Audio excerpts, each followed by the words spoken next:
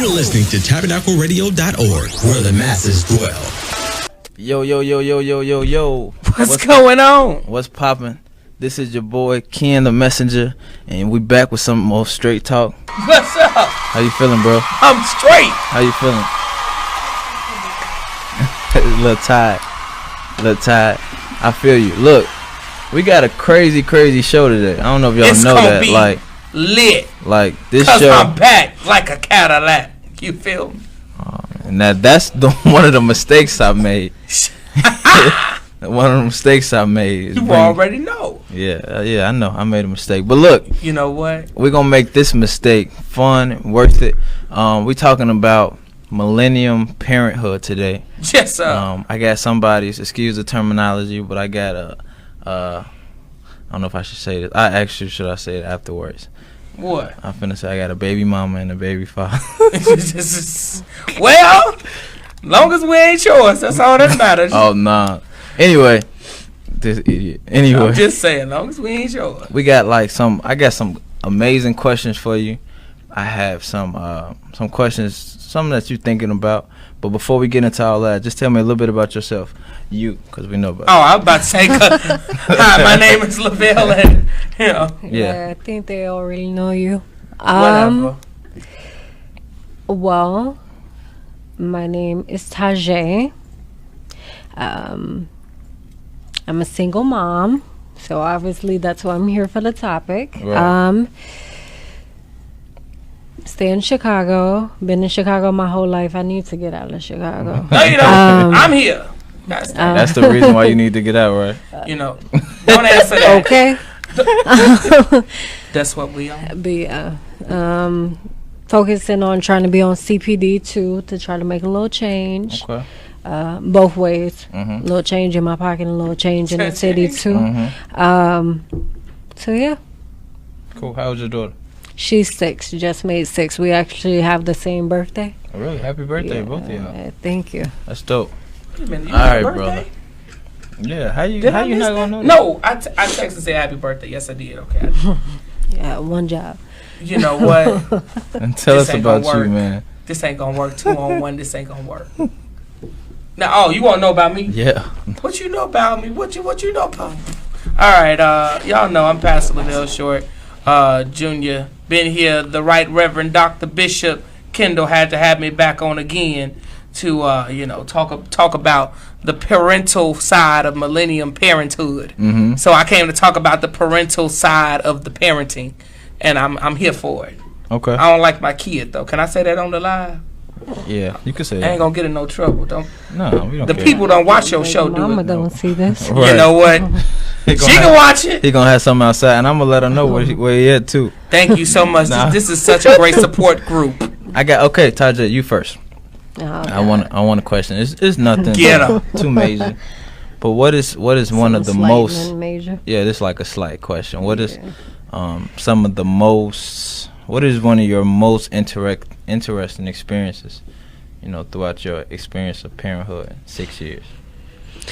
Oh man, you said interesting? Yeah, like what's one thing that it could have been something that taught you a biggest lesson, something that you were stuck about, an experience. Because I'm not a parent, thank God, so I don't really know. You made it. You know what I'm saying? Like keep it that way. That ain't just by choice. Yeah. That's by grace. Know the difference. Shut your mouth.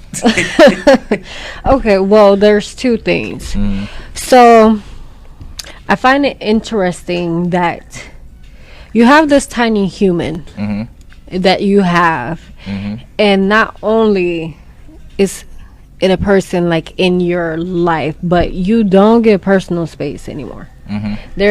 It's non-existent anymore. Preach. Even like as a mom, like moms know what I'm talking about. Like dad, y'all get the option, y'all get to come and go, or y'all get that little space. But mom has to do everything. Right. The child is in the mom's space like 24/7. Mm-hmm. Like if I go to the bathroom, that child is there. Right. If I go to the kitchen, that child is there. I can't even sneeze by myself. Right. Like my child will legit bring her chair, Even if I'm having a personal moment in the bathroom, and set that chair right there. And there's no personal time. So that's interesting. Like, I legit like have a twin outside of her having my same birthday in my face. I legit like have a join at the hip type twin that I ain't got no personal space. And I also found it interesting how much you can care for another human being. I guess, you know, like outside of romance, there's an unconditional love that you feel for your child. Like they get on your nerves, but that's when you feel unconditional love. Like people may feel like, oh, I love this person or this person type stuff, but when you have a child, it's different. Yeah.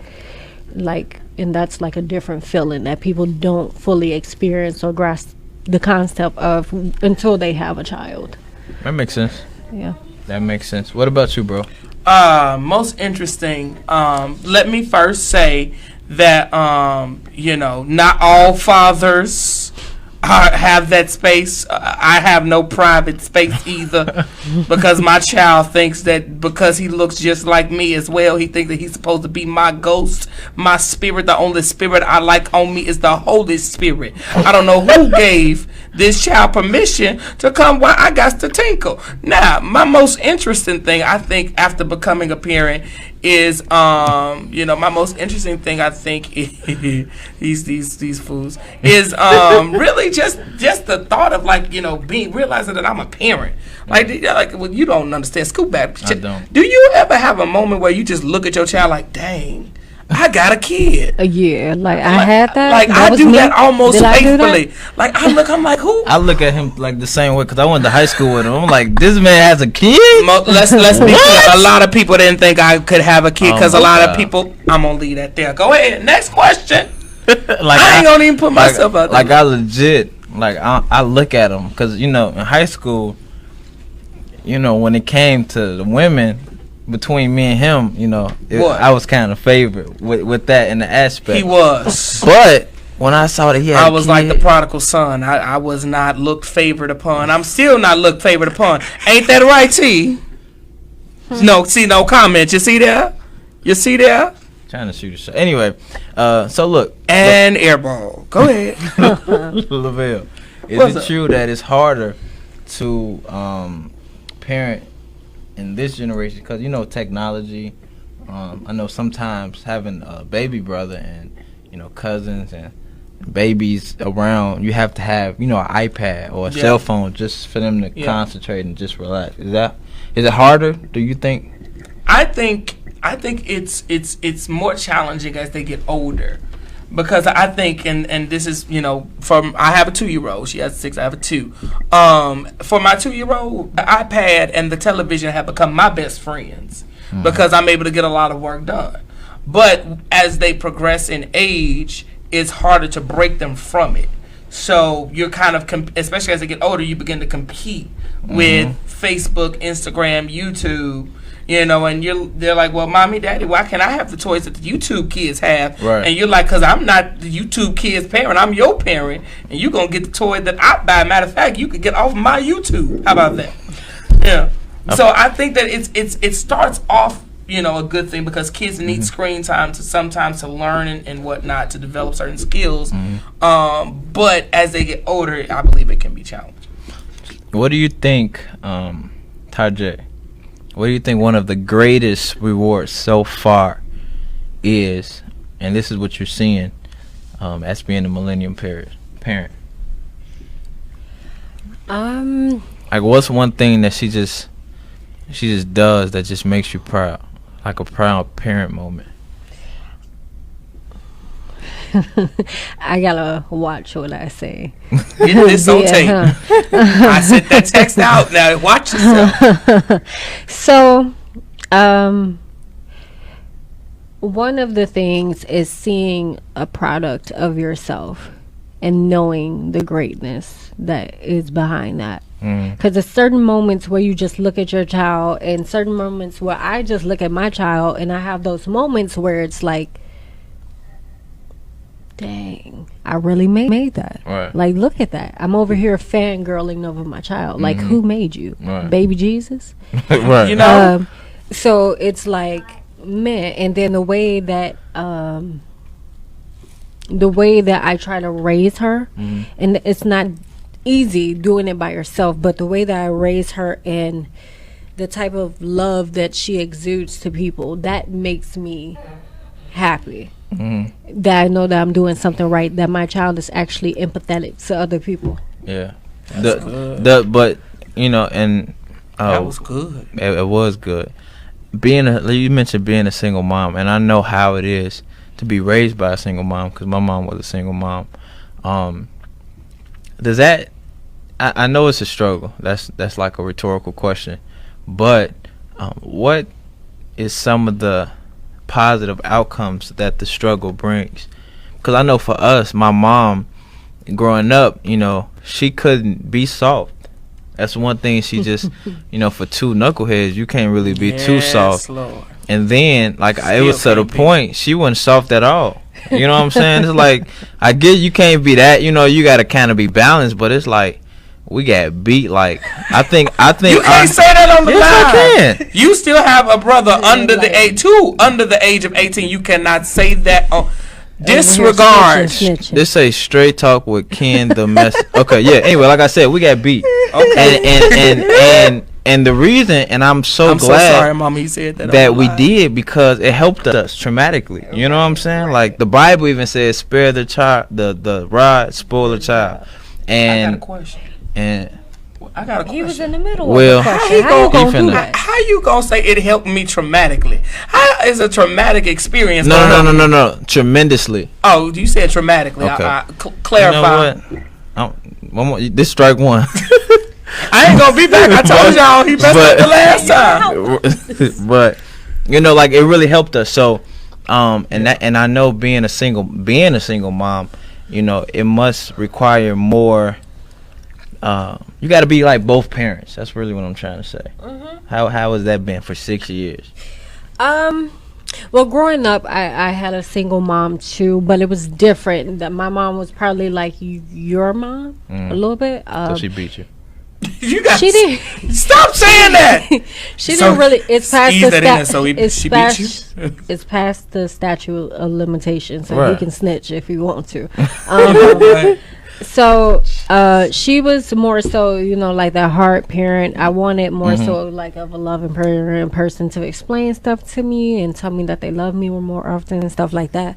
But it is a struggle being a single mom. Being, like you said, you have to be both parents. But I was always that structured, independent woman where I was like that anyway. So it's like I always took that, like I never asked nobody for anything. I was always the type to go and get it and do what I had to do regardless. Yeah. Even before I had a child, I always had my mind set on something. So when I had a child, it was just natural to be like, okay, whether you're there or not, I'm gonna do what I have to do. And it was and then I always had like the mentality that this is the certain way that I had my child, whether I wanted somebody, whether somebody was there or not. That's how it was gonna be. Like I wanted my child to be level-headed. I wanted them to be raised a certain type of way. So okay, well, when we come back, we're gonna talk more about this, and we're gonna also get into how different generations viewed you differently once you both had children. When we come back, it's gonna be good, right? I told her she can't cuss. Don't do that now. With people. I told her she can't cuss. You gonna make her slip with that kind of topic. Keep on. All right, when we come back, we're gonna see.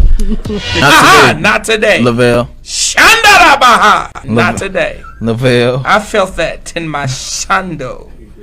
Didn't feel nothing. No, you didn't. I did. I felt something. We'll say that was gas. Yep, right. Exactly what it was. It's all right. Better out than in. You better. I'm about to clear the room. Come on in the room. No, we about to clear you from the room.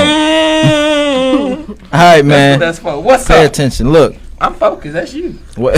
I'm your distraction. That's cool. What? And she my distraction. Keep on. Go ahead. I got you covered. So look, tell the people a little bit about your story when it comes to your child. Okay.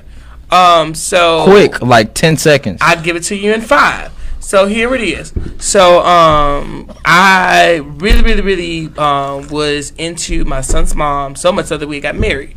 And long story short, I wanted to have a child because I knew that would be the thing to kind of get her to come out of the party and the kicking it. You know, I've always been the kind of want to settle down, you know, just sit back, relax kind of situation. And I knew that, you know, if I planned a child, this would be the thing that, you know, changes her life. Boy, oh boy, did I learn the complete opposite of that you really can't change a person. And a baby definitely does not change a person from doing what it is that they want to do. Okay. And so I find myself in a situation where, you know, I love my child, but some of the, you know, the main co-parenting responsibilities, because I wanted him, you know, falls on me because I wanted him. So where, you know, some single moms don't have that, you know, space, I have the privilege of co-parenting. Now, is my co-parenting situation the best? Sometimes yes, sometimes no. Yes, because I get to send him to his mama when he gets on my last nerve.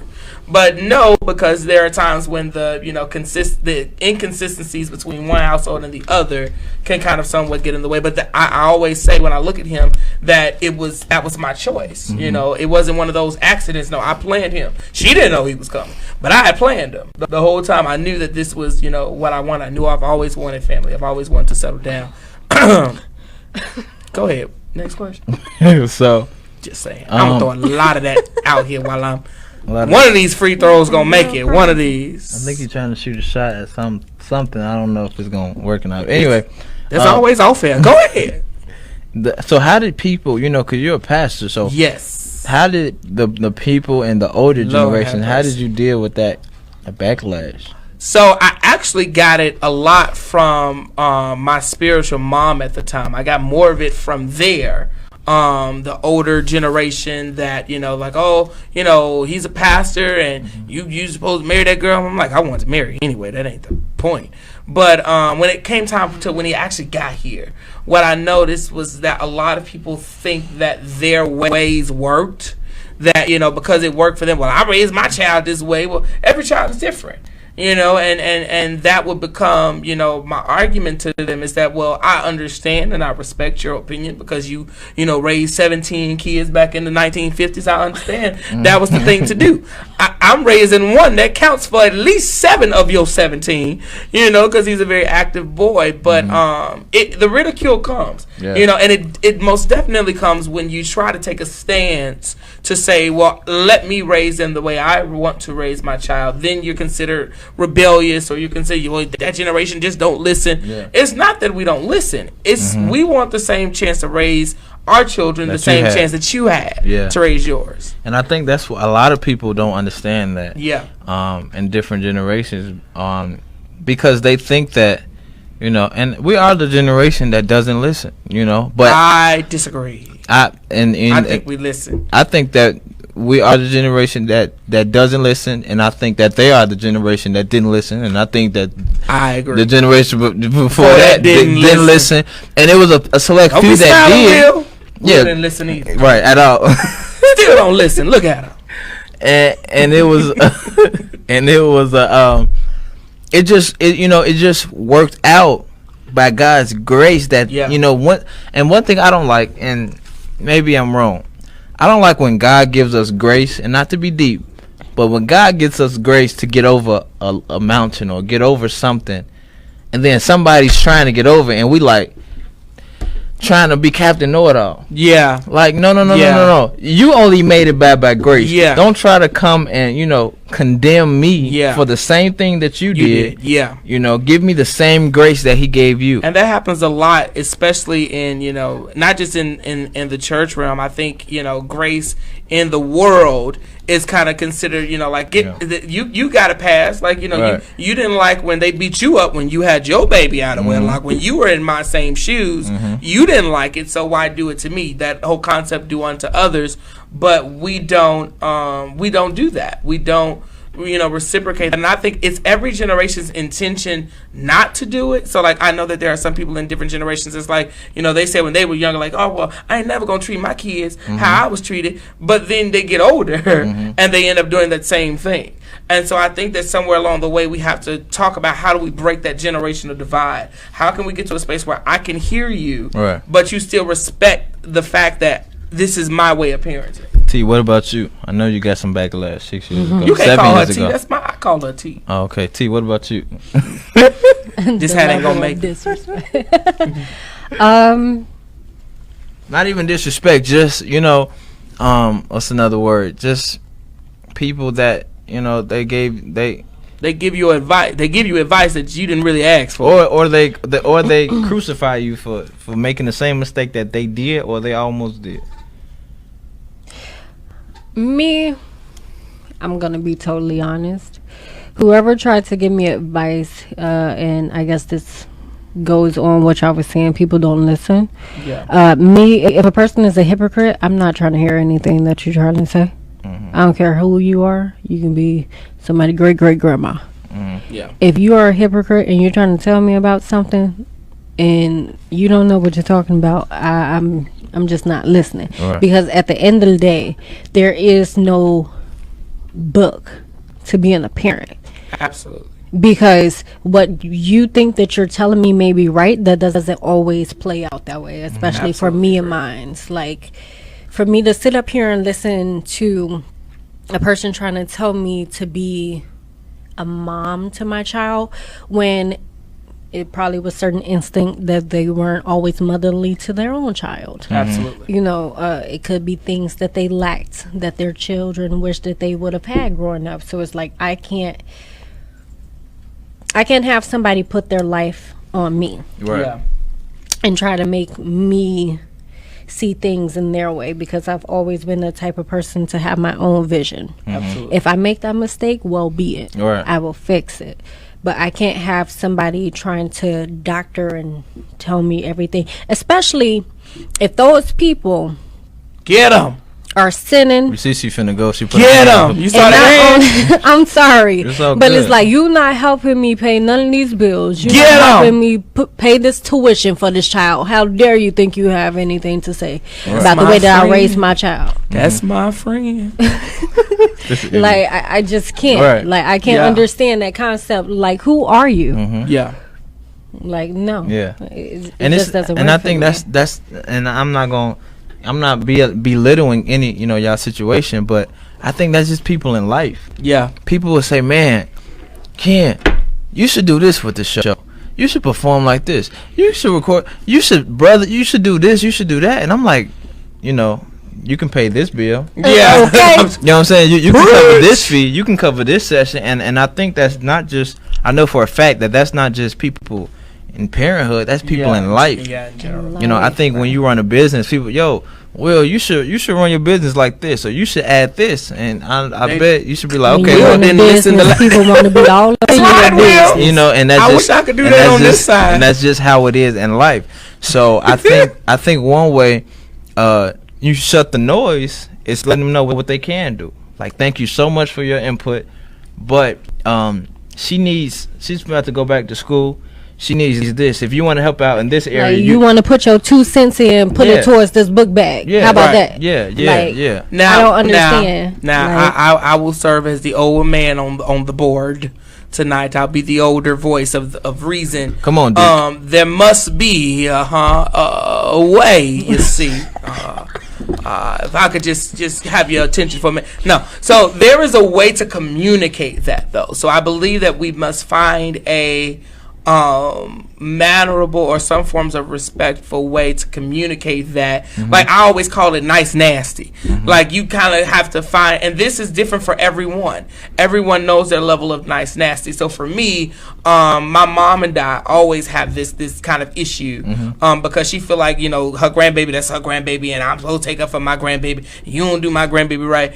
And one day I had to respectfully tell my mom, you did a phenomenal job with us. Hashtag great job, Mom. Right. But now it's my opportunity to do that. And although I understand your concerns, the same way you did the best you could for our situation, this is the best I can do for my situation. So, and that came after I popped off one time, and that didn't go over that didn't go well at all. I know she My mama- My mama didn't. didn't beat me though. See, they parents Allegedly. Right. Right. At least he ain't gonna say it on here. I'm never gonna put my mama out there like that. But so look, how did She it work? beat me. How does that work with spouses. Co-parenting. Let's talk about it. It does the same because. Let's talk about it. I know in dating, people say, you know, I had to tell older adult. She said, the lady told me, she said, I don't think that the girl is good for you and this. And I said, well, with all due respect, you're married. She's actually divorced, but I said married just to be courteous. So you're married.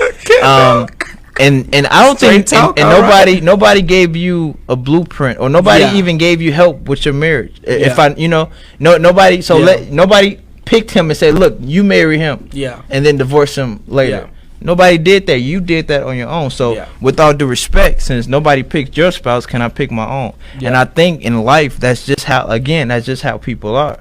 So I think, like you said, you have to be respectful, but then again, you have to also communicate the importance of this is my turn. And it's also in the way they communicate their advice to you.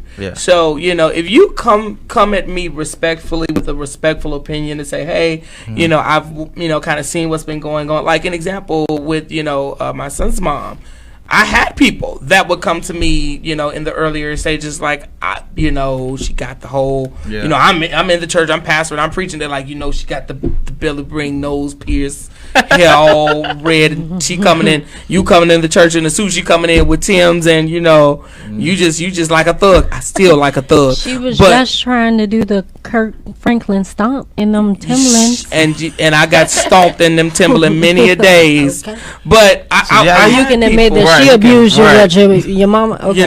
You know what? She didn't successfully chastise you, but she can admit that you get beat. Yeah, stomped. I didn't say beat. I said I got stomped. There's a difference. That's the worst. Faithfully stomped. You get beat, stuff then you thrown get at me. We digress. The point is, I had people that would come to me and say, I don't think this is good for you. I don't think this is, you know, right for you. I think that this may be the thing that you know, right. I think that this is just not going to work out for you. And I would respectfully have to tell them, you know, which bridge you jump off of. Now, there are sometimes but there are times that we have to listen, right? There are times that we, you know, need to listen. There are times that we need to heed. And sometimes I wish I would have. So, you know, you just kind of have to weed through it. But, you know, we are the generation that, you know, sometimes doesn't listen. But again, I think the older generations need to learn to respect that. That's the thing. Come on, somebody. Just even if I am about to jump off this bridge, respect the fact that I made my own decision and I didn't listen to nobody else and, you know, their situations. Respect. I want to have a baby with somebody that's wearing Tim's and a thug. Let me have the baby with that thug. Right. Now, when I get beat up by the thug and I'm cussed out by the thug and I got to wake up every 2 hours with this thug's baby, then I learn. Right. But at least you would have respected, and I will respect if you don't want to be involved. That's another part that millennials drop. You know, when they respectfully don't want to be in our lives, then we get an attitude. We want to be all upset. Well, you wasn't there for my baby. They wasn't there for the baby daddy or the baby mama. So, of course, they're not going to be there to support the child. So, respect that fact that they're going to stay away because a lot of times when the older generations go silent, it's not because they don't love us talking. It's the old man in me talking. It's not that they don't care. It's just they would rather not give their opinion if they know that we're not going to receive it. Oh, absolutely. And we have to just, the same way we want them to respect our space, we got to respect the fact that if they go silent. I kind of disagree. It's a lot of stuff you disagree with tonight when it comes to me, huh, T? Yeah. You know what? So we'll talk for the simple fact, like, okay, I understand that they don't agree with who we deal with. We don't agree with who they deal with. Sometimes after they not with our daddies. That is true. Or true. after they not with our mamas. But true. guess what? We still got to love them and be there for them unconditionally, because if we step away, we're shunning them as a parent. We're disowning them as a parent. So if I choose to deal with somebody and live my best life, you need to be there regardless. You need to be there regardless. Right. It's like you may not want to deal with that person, but at the same time, you should still be involved in me and my child's life, because there should be unconditional love for me and your grandchild. And you know the thing I realize, and this is no disrespect to nobody, but just because you're old don't mean you're mature. That's how you know he finna say something disrespectful. And never grew. This is no disrespect. Like, Just because you old, and just because you young, just because you're older doesn't mean you're absolutely mature. You just lost your whole paying following. They're the ones that pay. It's all good for the stuff. Oh, it's all good. We millennials is broke. I like old people. We on radio too. Add me. But listen, and just because we're young don't mean we know it all. That don't mean that is true. That don't mean we're super smart. Man, that don't mean you know what I'm saying. Everybody right now. It's all good because this is what I'm trying to say. The older generations, right? Yeah. They talk to us. Yeah. You know, they give us their advice, they give us their knowledge, and they give us their experience. They let us know, you know, look, I've been there, I've done that. I had a kid. My mom told me all the time, it's hard raising 2 kids with no help. Yeah. You know, she had to go to school, she had to go to 2 jobs, and a lot of times when I was younger, I used to get up, go to school 8 years old by myself, 7 years old. But I was young and I had to do it. And then my little brother came. I did the same thing. And then, you know, it got better, but it was still hard. So one thing I've learned to do, my grandfather always tell me, eat the fish and spit out the bones. What that means is sometimes I don't eat fish, so you gotta break that down. When you eat chicken, you don't eat the bones of chicken, do you? That's right. All right, better analogy. So what that means is what that means is. Take the advice, and whatever doesn't apply to you, just don't take it. Yeah. So if they say, hey, I can help out, I don't agree with you doing, thank you so much, this is what she needs. Yeah. You know, or I don't think that guy's good for you, but I support you. Thank you so much, and thank you so much. Thank you so much. Yeah, that's all I got. You know what I'm saying? Sometimes what I do is, okay, if you give me an opinion, I'm gonna give you one right back. Mm-hmm. Because if you feel like you can let me know the truth about myself, you need to be able to receive that. Truth. Absolutely. Because if I tell you, okay, I understand the concept of what you're saying, however, this is what's going on, and I need you to respect that. But also, if this is going on, then wonder why that is the way that is. Why am I choosing a man like this? Do you think that has something to do with you? Right. What you lacked, what you did not give to me, what I did not Absolutely. receive from you. Absolutely. Are we going to go there? Are you going to accept that? Absolutely Are you going to agree. be open to that? No, I you're not. absolutely So it's agree. like, don't bring nothing to me unless you want to talk about that. Like, let's be open and to I that. think those conversations are sometimes the best ones because that gets to the healing. So depending on how you let it go, you know, it can get you kicked out or it can get you healed. You know what I'm saying? Get you knocked out. You know, it can get heated, but you know what? But it can also bring peace. It's more than likely going to bring both, because everyone's first defense mechanism is to be defensive. Mm-hmm. So that's innated in all of us. Our first, you come for me, I'm coming back. That's anybody. I think though, after you get over that part, then is when you begin to hear the healing. That happened with me and my mom. We had to, she was like, well, why do you pick girls like this? Why do you pick a thug? And I'm like, well, because my mother did not validate me all the way. And so I look to validate people the same way I wanted to be validated. So I oftentimes, with the exception of T, look for a problem. I look for, because she can't be fixed. She's just fine. The rest of y'all that might watch this later, y'all was the problems I was trying to solve, and I got jacked up in the process. But that was a conversation I had to have with my mom. And at first she was like, well, I did the best that I could. And I said, of course, I agree that you did the best that you could. And this is again where that kind of way of respectfully, having that respectful conversation. I agree that you did the best you could. Yeah. But there was some holes in there that you could have did a little better. Right. That's all. So it's all in the way both parties present the conversation. When we come back, we're gonna have another commercial. Yeah, another commercial. We're gonna have Str8Talk. And this time by these sponsors. We're gonna have a Str8Talk segment. We're gonna just talk straight up. I mean, we've been doing really good, and I want the transparency to continue. But when we come back, we're gonna get a little bit deeper. Come on with it. All right. Yo. You ready for me to talk straight? Go ahead. We can jump right back into it. I'll tell him. He said that I won't come on live and talk about, because so while we were on break, we were talking about the role of the church in the lives of the single moms, right? And how often we see churches participate. I'm getting to it. I gotta set the stage so that they don't think I'm just out here making up stuff. I was out here, but no. And we talked about a lot of times churches don't condone, premarital sex and then, babies out of wedlock and whatnot. And I was like, well, some of the pastors being the main ones. And then I came out and I told them, I said, I was one of them. Absolutely, positively, anecdotally one of them. How do you think Isaiah got here? I was not married when Isaiah was conceived. And I was pastoring when Isaiah was conceived. And so I don't, and this is how I teach people to keep away from hypocrisy. You don't preach what you don't live. So if I'm not living it, I'm not preaching it. So at that particular time when I was pastoring and in the pulpit, I did not preach against premarital. I did. If I was going to go to hell, it wasn't going to be for me being a hypocrite.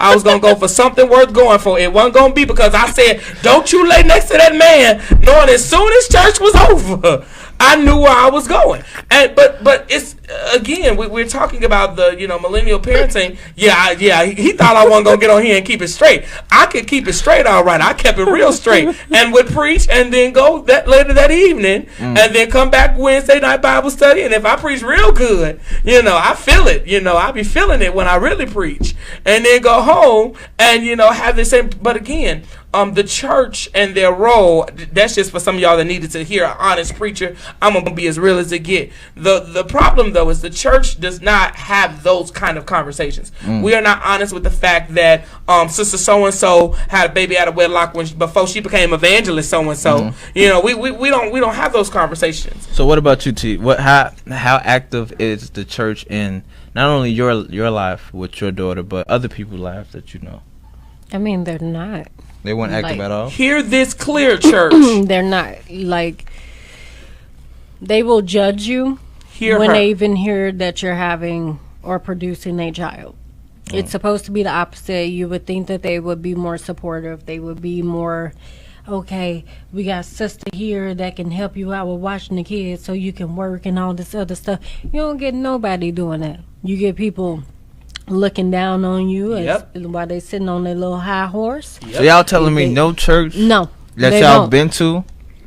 Even the pastors, they don't even, they will find a way to disrespect you without fully saying it. Yeah, and a lot of times they look at you in some type of way. A lot of times we say that we are here to help, but the reality is we only help in our own sector. So you giving us the inside scoop because you changed it. So you said now we. All right, let me go there. Go ahead. I have been fortunate enough to have all old members. So all my members' kids are here. So I've been fortunate enough to not have to deal with one of them coming to me talking about they pregnant, because I know if they do, Sister Ruth, it's going to be a baby Jesus coming out of Sister Ruth. But I know pastors who it's on both sides. There was one pastor, a good friend of mine, Pastor Corey Brooks, did the world's largest baby shower, gave over 5,000 families babies supplies for their babies, their newborn and babies to come. But then there are churches that literally will shun you. I mean, legitimately will shun you, and I kind of stand somewhere in the middle. My space is, if it happens, it's here. Right. You can't take it. If you can help prevent it from happening by, maybe teaching abstinence or teaching how to, be safe, and avoid certain situations, because the reality is having a child is more than just having sex with someone. It's a proper way to plan for it. If you know you're gonna actively want to be with this person, because when we young and dumb, I'm gonna be with him forever. That's gonna be my baby's father. Yeah.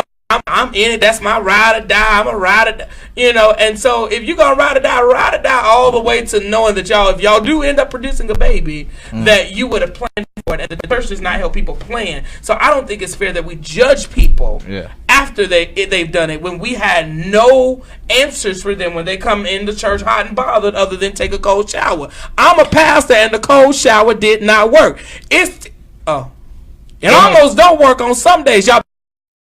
Because millennials will keep having babies if we don't have these conversations. So why do you think that we don't? Back then they was doing that too. So I don't know why they always try to judge people when they're the one who started off having kids early. That is very like, true. let's not. Like, even people in the churches, they got married before you were of legal age nowadays. That's true. That is So true. it's like, that's what I mean by I don't take advice from hypocrites. Mm-hmm. Y'all Yeah. did the same thing. Yeah. Where y'all think we learned it from? So what do you think? So let's say I'm the church. What do you think that the church could do? I know you said it, but give me like specifics. Specifics. What could the church do? I mean, because I've been to church and my church. I don't know about the judging aspect from the pastors. I don't see that. You know what I'm saying? No, I'm gonna keep it straight. I don't see that. You know what I'm saying? Because his grandfather. Yeah. So he can't say that on the live. I'm gonna ask him after. Then I'm gonna put it in the comments. but one thing that he does is is always requires honesty and transparency when it comes to helping people. So that if he was my grandfather, or if it was my grandfather, I would still be completely honest. That's just who I'm striving to be, is 100% helpful and transparent. So lying wouldn't help you. You know what I'm saying? Mm-hmm. So in my church, I've seen them, like give out strollers and give out. I haven't seen nobody really offer to babysit when it comes to if you cool with somebody, my mom will babysit your daughter.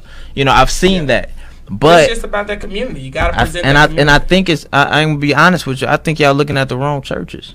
Yeah, but I always hear that. Well, you need to come to my church or this church, the blah blah blah, or this church is like that, and it don't work. I don't because think it's you just can. Like, if we're talking about churches, like, why is it certain churches that have negative connotations, and then there's others? So that why is it every church should be the same if they serving one God? Seconds. Right. That's all you got. All you get. I can answer that in 30 seconds. For one, a lot of churches do not agree on basic theology, let alone on anything that deals with people's, livelihood. That's thing one. Thing two, every church is different because we all are different people. Yeah. So we can never enter church with the expectation that every church would be the same. Every church should have the same moral space. So every church should want to help people. Right. So that is not an excuse for all the pastors, bishops, apostles listening to think, that means our church holds this standard. No, your church does not help people. So get your life together, because we got to wrap it up. So I'm going to wrap y'all up on the next time you have me on in like 10 years. Yeah, not even 10 years. Like, I don't know when it's going to be. But thank y'all so much for coming through. You're welcome. And having some millennial Anytime. parenthood conversations. I want to say personally, y'all are amazing parents. Thank you. And I'm so proud of y'all. And we need to do this again. I won't do it because I'm looking at you. You like the biggest birth control pill. The biggest birth control pill. I'm telling you. In the I world. call them every day. All right, y'all take Hit it me easy. up. Str8Talk with King. I'll see y'all next week. Let's go.